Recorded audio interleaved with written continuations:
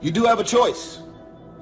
You love rumors, you love issues, you love problems, you love people calling you with their problems. You love it.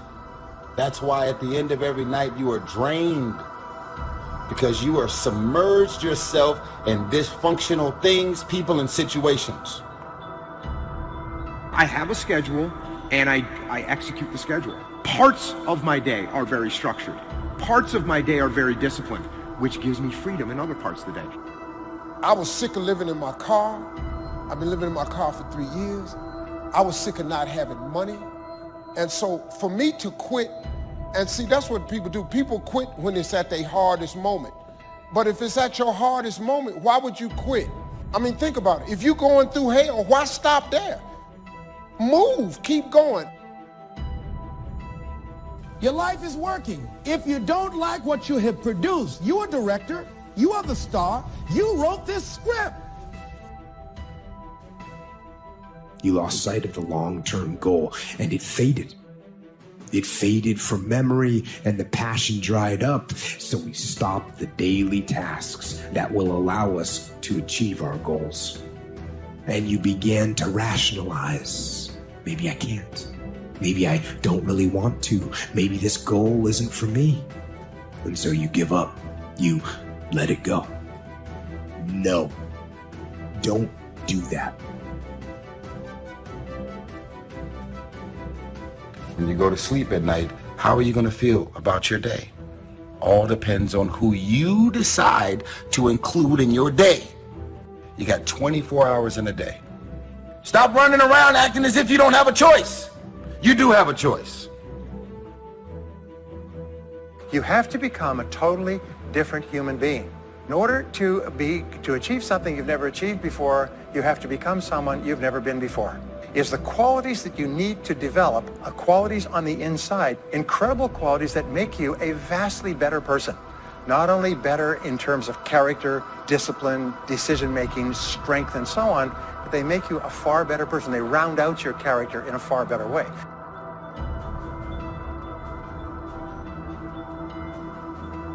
It's a new day. And it's a new day, it's got to be a new you. A lot of people have thrown in the towel, have forgotten how we got here. We rather walk in dignity rather than ride in shame. It's not the experience that's the best teacher. It's reflection turns experience into insight. Well, we get good at that by understanding that experience isn't enough. After every experience, I have to pull away and I have to ask myself, okay, what did I learn from that?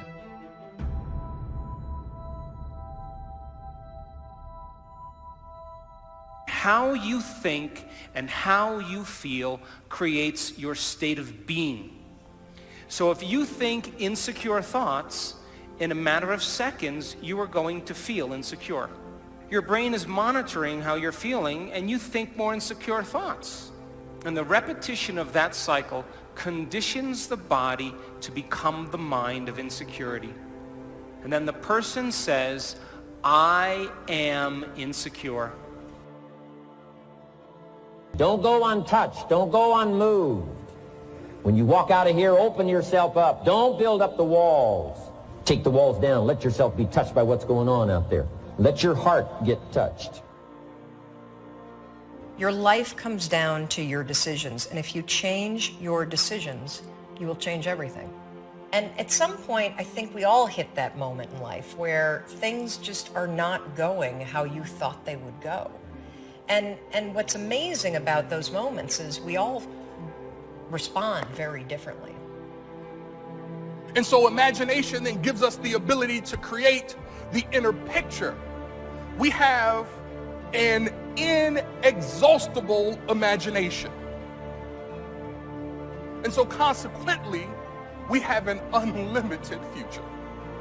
When you start anything, the first step, you're excited.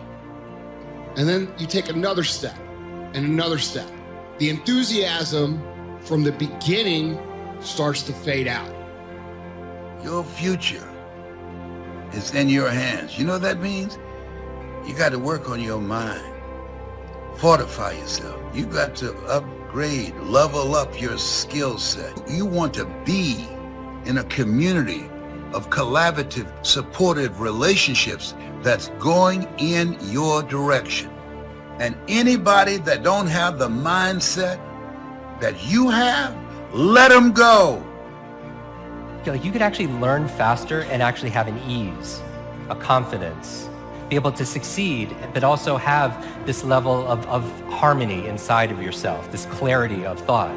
Sharpen the saw. The metaphor here is if you have all this wood to cut and you have a saw with a dull blade, when do you want to sharpen it? Because a lot of people are going to work hard, is going to work a lot harder, and they're have to sweat and perspire and work 3 or 4 times harder when they could have sharpened their saw.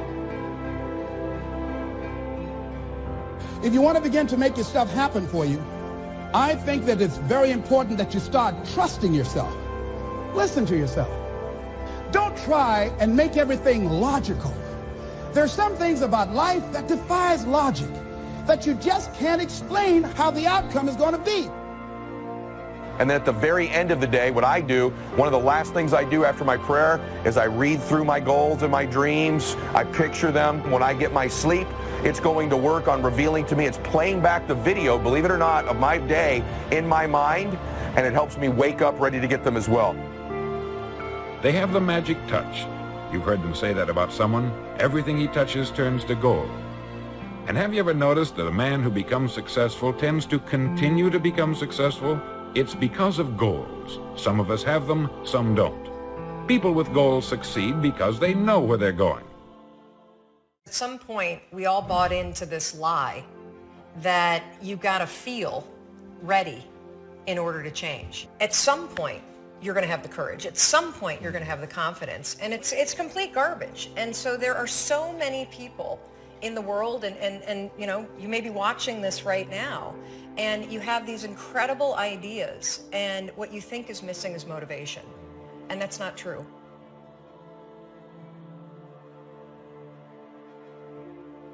We say that success is not an accident. Failure is not an accident. So if you just follow the tracks of other successful people, no matter where you're starting from, you eventually get to the same place that they get. The 2 most important things we need to have to be happy and healthy is a sense of control, things are happening for a reason, and a sense of coherence, a feeling that things fit together.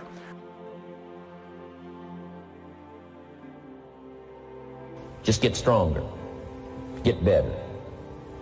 We've all got those personal winters. I'm asking all of you to get better in spite of the winters, in spite of the downturn, the money downturn, the social downturn, the personal downturn, whatever it is. The key is not to wish for a better winter. The key is to wish for more strength, more wisdom, more courage, get better, get wiser, get stronger. Waking up early, working out every day, if you start with those 2 kind of cornerstones, and then the other thing is, you know, figure out what you're going to do during the day. Don't go to bed without a plan of how you're going to handle the next day. To go forward or to go back. You're going to always have that decision. I made all of my dreams bigger than my fears. So when I felt like quitting, the results would have been devastating to the goal I was trying to attain. My motivation was, I was just exhausted from poverty.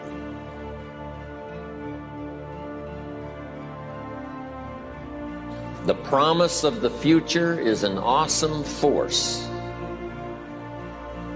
We look back for experience, but we have to look forward now for inspiration. And what gives us inspiration to get up in the morning and do our job, learn skills, develop all that we can possibly be, is the promise of the future. And it can be so powerful that it can overwhelm any adversary you might have, any difficulties you might have. Here's a key phrase: reasons make the difference in how your life works out. Reasons make the difference in your appetite and zest for taking on the challenge, doing the job, becoming successful. Mr. Schoaf said, if you have enough reasons, you can do the most incredible things. You can get through the most difficult day. You can overcome the most unbelievable challenges if you have enough reasons. And so he said to me, if you haven't got a list of your goals, Mr. Rohn, it's probably because you don't have enough reasons. He said, I'm sure since I've met you, you have enough intelligence. And he said, you have enough good health. And he said, you have, you know, all of those things working for you. But here's what you must work on now is to have enough reasons. Looking into the future, developing reasons. Okay. Now here's a note to make. It's important to make sure that the greatest pull on your life is the pull of the future. Some people let the past pull them back. The past can be like gravity if you let it to pull you back. Some people live in the past. They live in the darkness of the past. They live in the mistakes of the past. They live in the discouragement of the past. They didn't make it, you know, and that affects them for the rest of their life, living in the past. So we don't want the past to pull us back, to live in the past. So make this note, dreams and goals can become magnets. Dreams and goals can become magnets.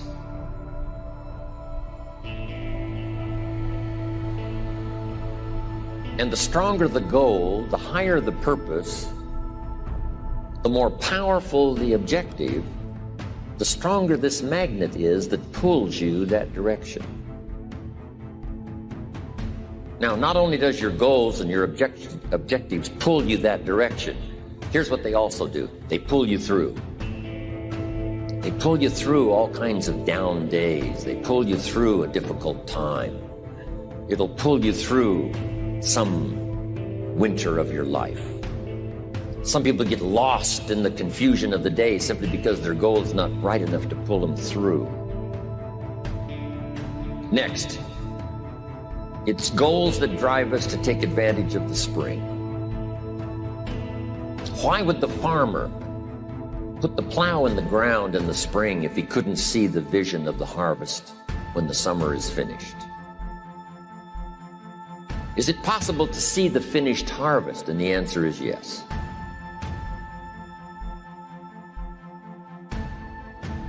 We do that simply by faith. Key phrase, faith is the ability to see things that don't yet exist. So here's what we want to do in our goal setting session, is to start looking into the future of what you would like to accomplish, and where you would like to go, the person you would like to be, and see if you can't get a better picture of the finished objective. See yourself there, see yourself in possession of. For your dreams to greatly influence you, for the future to pull you, your future must be well planned. There are two ways to face the future. One is with apprehension, the other with anticipation. Guess how many people face the future with apprehension? Why? They don't have it well designed. And without really thinking about it, they have probably bought someone else's view of how to live. You will face the future with anticipation when you have planned a future you can get excited about, when you have designed your future results in advance. In this way, the future will capture your imagination. It will exert an enormous influence on you. And to design your future, you must have goals. Well-defined goals are like a magnet. They pull you in their direction. And the better you have defined them, the better you have described them, the harder you work on them, the stronger they pull. And they pull you through all kinds of difficulties, too. Without goals, it is easy to let life deteriorate to the point where you're just making a living. It is not difficult to get trapped by economic necessity and settle for existence rather than substance. We all have a choice. We can either make a living or design a life. Now, we're going to take some time to actually start designing the next 10 years of your life. We're going to start setting your goals. Goal setting is one of the most important skills to develop if you want to design your future. I'm going to give you enough homework not only to keep you busy for the rest of your life, but also to help you create the kind of life you may have always dreamed about living, but never believed possible. So let's get on with it. The sooner you exert the discipline, the sooner you will be enjoying the results. Once the results start to come, believe me, you won't mind the hard work and discipline it's going to take. Now, get a sheet of paper and at the top of it, write the words, long-range goals. I'm going to ask you some questions, and I want you to jot down the answers. If you don't have paper and pen handy, follow along with me now anyway, just listening. Then later, listen again when you can write down your ideas. After I've asked the questions, which is the first part of this exercise, you can stop the tape and work on your answers. Entitle this part of it now, Workshop. And under the workshop, I'm going to ask a series of questions, and it's going to serve as a model so that you can teach this to your children, you can teach it in classes, you can teach it anywhere. Under the workshop, now here's the first question. What 5 things have you already accomplished that you're proud of? Let's take some credit before we go to work on the future. We've accomplished some things in the past. Let's give ourselves credit for that. What 5 things have you already accomplished that you're proud of? So I want you to make a note of that question, and then I want you to do the exercise. Make a list of 5 things that you can think of that you've already accomplished that you're proud of. Next question. What do you want in the next 10 years? I want you to make a list of at least 50 items. Now, this is not what you think you can get. This is what you want. If everything fell into place and you could have anything you wanted in the next 10 years, what would that list be? Not something you think you can earn, not something you think you can buy, not something you think you can, finally be so successful you can get. This is what would really do it for you the next 10 years. I want you to make this list. And here's the deal now. I want you to put each item one under the other. Not side by side, but one under the other. Just let your dreams, run free here. Not what you think you can get, but what you want. If everything fell into place, you could have whatever you wanted the next 10 years, what would that be? Little things, major things, insignificant things, doesn't matter. Just make the list. To help you get started with your list, consider these questions. What do I want to do? What do I want to see? What do I want to be? What do I want to have? Where do I want to go? And what would I like to share? Now, with these thought starter questions in mind, answer the basic question. What do I want within the next 1 to 10 years? See how many things you can write down. At this point, don't take the time to describe in detail everything you want. This is the time for you to let your thoughts pour, to write fast and to abbreviate. Make the list as long as you possibly can. Try to write down at least 50 items, 50 things you want within the next 1 to 10 years. These are long-range goals. Spend about 12 to 15 minutes on this. The key is to put everything on your list. Now, the key is to take it out of your head and put it on paper. You can dream about what you want, but when you start committing it to paper, now it more formalizes. Information now starts to make a composite of an idea. And ideas can turn into hotels, ideas can turn into enterprises, ideas can turn into a fabulous career. We need the information, we need the stimulation. What experiences would you like to have in the next 10 years? Parachute out of an airplane, star in a movie, start a new family, learn to play a musical instrument, try a new sport. What do you want for your children? That's a whole list in itself. Education, places you want to take them. Some changes you'd like to make, some habits you'd like to drop, some new ones you'd like to acquire. You might make a list of the people you want to meet over the next 10 years.